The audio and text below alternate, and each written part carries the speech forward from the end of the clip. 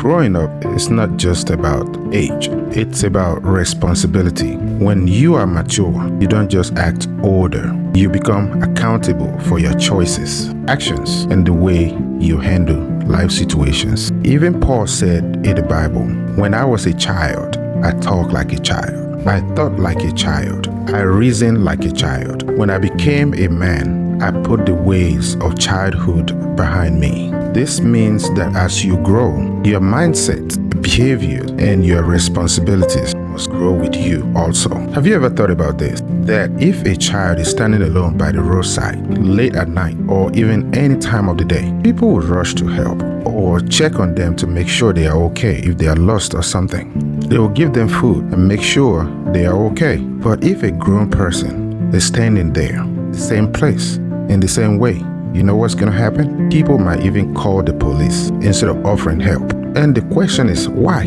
Think about it. Why? The reason is because society expects adults to be responsible for their actions. So maturity is for responsibility. You have to understand that your actions have consequences. When you are young, people excuse your mistakes. But as you grow, your decisions begin to shape your future, and you must own them. You also have to understand that you cannot depend on others forever. People may guide and support you, but at some point, you must take charge of your own life, because no one will hold your hands forever. You must also understand that growth requires change. So to step into adulthood fully, you must leave childish behaviors behind. So this means thinking ahead, having a plan for your own life, and making wise choices, and being responsible for you and those around you. And let me tell you a little conversation I had with my daughter, my older daughter, some times ago. You know, in the house, she had problems with the fact that we were carrying her little sister and catering to her little sister more than her. And she asked, why don't I get the same treatment as my sister? And I had to sit down and explain to her that as you grow, you become responsible for yourself. So the older you get, the less attention you get in life. This is a fact of life.